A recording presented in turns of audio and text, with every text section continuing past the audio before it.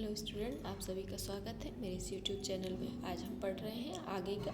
हमें प्रश्नावली 10.1 क्षेत्रमिति से पहले क्वेश्चन को पढ़ लिया था। अब हम सेकंड क्वेश्चन देखते हैं। सेकंड क्वेश्चन कह रहा है 40 सेंटीमीटर लंबाई और 10 सेंटीमीटर चौड़ाई वाले एक आयताकार बॉक्स को ढक्कन को चारों ओर से पूरी तरह से टेप द्वारा बंद करके रख दिया गया है। आवश्यक टेप की लंबाई बताना है। तो ये कह रहे हैं कि एक बॉक्स है जो कि आयताकार है, बॉक्स है जो आयताकार है। ये आयताकार बॉक्स का ढक्कन है। इस ढक्कन को टेप की सहायता से यहाँ वहाँ से रैप कर दिया गया है, बंद कर दिया गया है। और वो पूछना चाह रहे हैं कि इस टेप की लंबाई क्या है। अब इस टेप की लंबाई का क्या मतलब है? परिमाप। हम किसी भी आयताकार आकृति को यदि बाहर से पूरा मापते हैं तो ये उसका परिमाप हो जाता है। इसका मतलब हमें टेप की लंबाई निकालनी है। और कैसे निकलेगी? आयताकार परिमाप के बराबर। तो हम लिखेंगे आवश्यक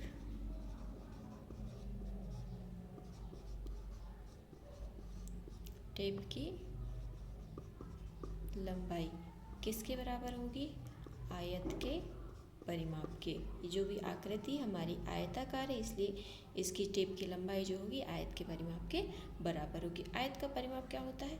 2 गुणा लंबाई धन चौड़ाई। अब देखो यहाँ हमें लंबाई कितनी दी गई थी?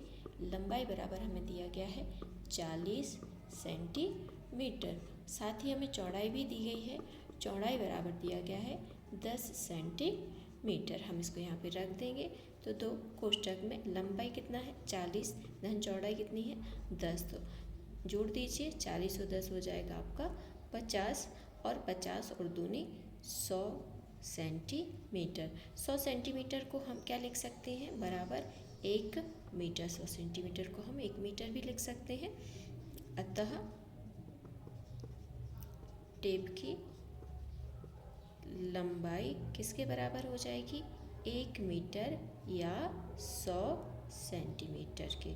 दोनों इकाई ही आपकी विजिबल होंगी, कोई दिक्कत नहीं है ना।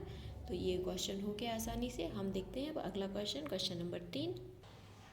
तो हमारा थर्ड क्वेश्चन कह रहा है एक मेज की ऊपरी सतह की विमाएँ, मतलब हमें उसकी लंबाई और चौड़ाइयाँ दी गई हैं। 2 मीटर 25 सेंटीमीटर और चौड़ाई कितनी है? 1 मीटर 50 सेंटीमीटर है। मेज की ऊपरी सतह का परिमाप। अब मेज मतलब बेंच कैसे दिखती है? इस प्रकार से हम मेज को ड्रॉ करते हैं। ये जो मेज की ऊपरी सतह है, इसकी लंबाई जो आपको दी गई है 2.25 मीटर और चौड़ाई जो दी गई 1.50 मीटर। इसको तो जो हम सबसे पहले इसको लिख लेंगे, ऊपरी सतह की विमा और एक मेज की ऊपरी सतह की और बाजू की जो हमारी विमाएँ हैं, दोनों को हम लिख लेंगे। ऊपरी सतह की जो लंबाई दी गई है, हल डाल लेते हैं। हल ऊपरी सतह की लंबाई आपको दी गई है 2 मीटर और 25 सेंटीमीटर। इसको हम 2.25 मीटर लिख सकते हैं, क्योंकि हमारा जो 1 मीटर होता है 100 सेंटीमीटर के बराबर होता है। तो ये हो जाएगा 2 मीटर 2.5 मीटर। इसी प्रकार हम इसकी चौड़ाई लिख लेते हैं। ऊपरी सतह की चौड़ाई भी आपको दी गई है 1.5 मीटर, हमने लिख लिया। अब देखो मेज हमारी आयताकार होती है, तो मेज की जो परिमाप होगा वह हमारे आयताकार आकृति के समान है, इसलिए आयत के परिमाप के बराबर होगा। तो मेज का परिमाप बराबर होगा, मेज का परिमाप बराबर होगा आयत के परिमाप के। और आयत के परिमाप का फॉर्मूला यहाँ लिख दिए, 2 गुणा लंबाई धन चौड़ाई। 2 लंबाई हमारे पास है 2.25 प्लस चौड़ाई है 1.5। इसको ऐड कर देते हैं। ऐड करने से यह हमारा आ जाएगा 2 और इंटू इसको जोड़ने से आ जाएगा 3.75। तो इसको मल्टीप्लाई कर दीजिए, ये हो गया हमारा 7.50 मीटर। या फिर आप इसको लिख सकते हैं 7 मीटर 50 सेंटीमीटर या फिर 7.5 मीटर ही ये हमारा आंसर हो जाएगा। तो मेज का परिमाप बराबर हो गया 7.5 मीटर। ठीक है, अब देखते हैं हम अगला क्वेश्चन। चलिए तो आगे चौथा प्रश्न है हमारे पास। 32 सेंटीमीटर लंबाई और 21 सेंटीमीटर चौड़ाई वाले एक फ़ोटो को लकड़ी की पट्टी से, एक फ़ोटो है, फ़ोटो आप जानते हैं आयताकार होती है, फ़ोटो को लकड़ी की पट्टी से फ्रेम करना है। उसके ऊपर चारों तरफ लकड़ी की पट्टी, मान लीजिए ये फ़ोटो है, तो इस फ़ोटो को चारों तरफ से लकड़ी की पट्टी से हमें फ्रेम करना है। अब देखो चारों ओर से हम फ्रेम करेंगे, इसका मतलब क्या है, परिमाप निकालेंगे। तो फ्रेम करना है, आवश्यक लकड़ी की पट्टी की, जो लकड़ी की पट्टी वहाँ लगाने वाले हैं उसकी लंबाई बताना है। तो हमें फ़ोटो की लंबाई और चौड़ाई दी गई है। फ़ोटो की लंबाई हमें दी गई है 32 सेंटीमीटर और साथ ही हमें फ़ोटो की चौड़ाई भी दी गई है। फ़ोटो की जो चौड़ाई है वह है 21 सेंटीमीटर। तो जो पट्टी की लंबाई होगी वह कैसे हो जाएगी, पट्टी की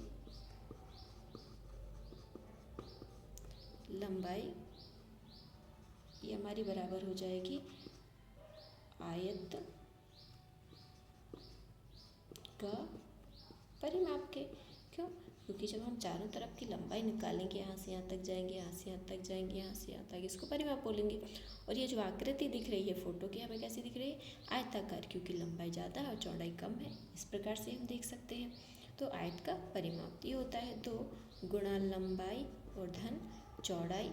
बस यहाँ वैल्यू रख दीजिए। 2 लंबाई हमारे पास 32 और चौड़ाई है हमारे पास 21, जोड़ दीजिए। 2 गुणा ये आपका 3 और 2 5 53 और इनको मल्टीप्लाई कर दीजिए। तो इसको मल्टीप्लाई करने 106 सेंटीमीटर, तो ये हमारा आंसर होगा। इसको हमने तो टोटल जो हमारी पट्टी की लंबाई आ गई वह कितनी आ गई, 106 सेंटीमीटर। देखते हैं अगला क्वेश्चन, क्वेश्चन नंबर 5।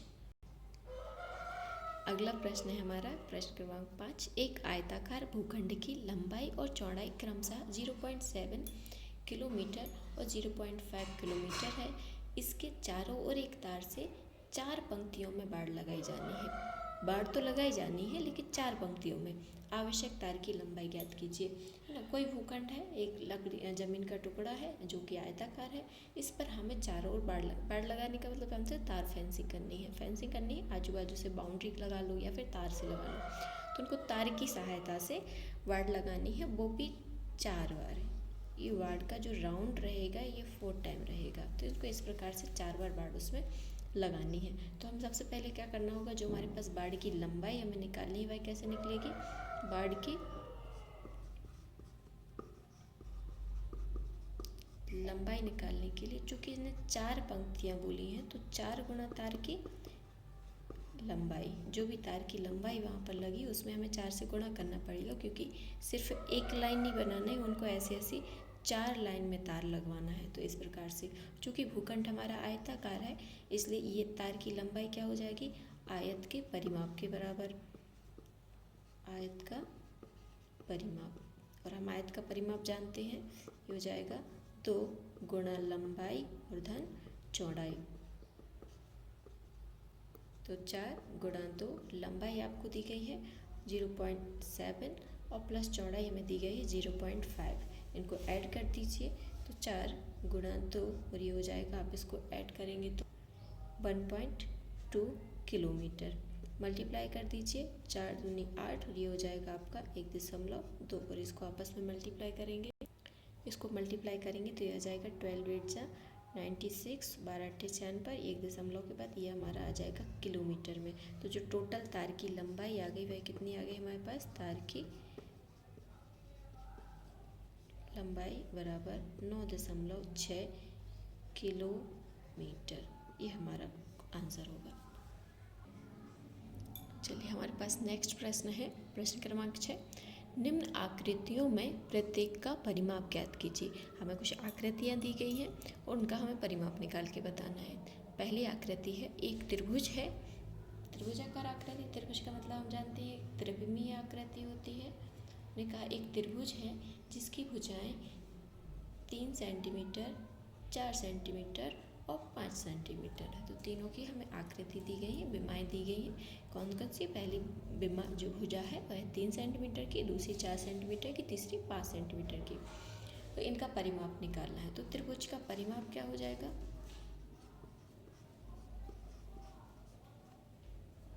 जो हमें त्रिभुजाकार आकृति दी गई है उसका परिमाप क्या हो जाएगा? परिमाप बराबर होता है सभी भुजाओं का योग।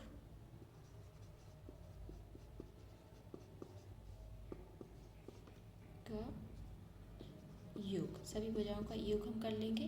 क्या क्या है? सबसे पहली भुजा है 3 सेंटीमीटर, दूसरी है 4 सेंटीमीटर और तीसरी है 5 सेंटीमीटर। आप यहाँ लिख लीजिए कि जो भुजाएं दी गई हैं आपको सेंटीमीटर में दी गई हैं। तो 3 4 5 जोड़ दीजिए, 4 और 3 7 और ये प्लस 5 जोड़ दीजिए, 7 और 5 12 सेंटीमीटर। ये हमारा क्या हो जाएगा? त्रिभुज का परिमाप। तो यही हमारा आंसर है, त्रिभुज का परिमाप। हमारा आंसर बड़े आसान से प्रश्न हैं। यदि आप इनको ध्यान से देखेंगे तो बहुत ही आसान प्रश्न है, आसानी से हो जाएंगे। यदि आपने अभी तक हमारे चैनल को सब्सक्राइब नहीं किया है तो इसको सब्सक्राइब कर लिए ताकि आपको नोटिफिकेशन समय समय से प्राप्त हो सके। देखते हैं अगला क्वेश्चन। अगला प्रश्न हमारा, एक समबाहु त्रिभुज जिसकी एक भुजा की लंबाई 9 सेंटीमीटर। अब हमें एक त्रिभुज दिया गया है, लेकिन अब इस त्रिभुज में कंडीशन है कि यह जो त्रिभुज है समबाहु है और इसकी एक भुजा है जो 9 सेंटीमीटर लंबी है। अब समबाहु त्रिभुज का क्या मतलब है? जिसकी सभी भुजाएं एक समान हो। अब यदि एक भुजा हमारी 9 सेंटीमीटर की है तो दूसरी भी कितनी होगी? 9 की, और तीसरी भी 9 की। समबाहु का मतलब होता है, लिख लीजिए, समबाहु त्रिभुज भुजाएं जिसकी सभी भुजाएं एक समान हो, वह हमारा समबाहु त्रिभुज कहलाता है। और एक भुजा हमें दी गई है 9 सेंटीमीटर लंबी, तो बाकी की भुजाएं भी हमारी 9 सेंटीमीटर की लंबी होंगी। तो इसका समबाहु त्रिभुज का परिमाप क्या हो जाएगा? समबाहु त्रिभुज का परिमाप, और परिमाप निकालते हैं वैसे सभी भुजाओं का योग। सभी भुजाओं का योग, और सभी भुजाएं 9 धन 9 और ये हमारा प्लस 9 हो जाएगा। जोड़ दीजिए, 9 हो जाएगा 27 सेंटीमीटर। तो इस प्रकार बड़े आसानी से हमने समबाहु त्रिभुज का भी परिमाप ज्ञात कर लिया है। अब इसका हम अगला क्वेश्चन देखते हैं, सी नंबर का। तो इसका आखिरी क्वेश्चन है, एक समद्विबाहु त्रिभुज जिसकी प्रत्येक समान भुजा 8 सेंटीमीटर की हो तथा तीसरी भुजा सेंटीमीटर को। एक त्रिभुज है जो कि समद्विबाहु है। समद्विबाहु का मतलब जिसकी दो भुजाएं एक समान हो, और जो समान भुजाएं हैं वो दी गई हैं कि 8 सेंटीमीटर का। मैंने मान लिया कि ये दोनों भुजाएं समान हैं और ये अलग है, और जो तीसरी भुजा है ये 6 सेंटीमीटर की, ऐसा दिया गया है। तो हमें निकालना है परिमाप। तो समबाहु त्रिभुज का परिमाप क्या हो जाएगा? समद्विबाहु का सभी भुजाओं का योग, और भुजाओं को क्रमशः जोड़ देंगे।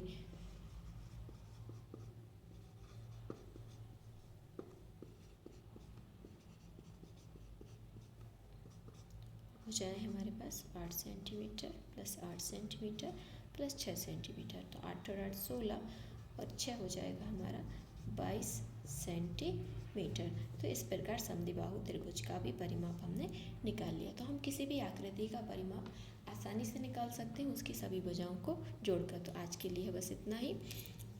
यदि वीडियो आपको पसंद आया हो तो इसको चैनल को सब्सक्राइब करें, वीडियो को लाइक करें, अपने दोस्तों के साथ शेयर करें। मिलते हैं अगली वीडियो में आगे के क्वेश्चनों के साथ। जब तक के लिए धन्यवाद।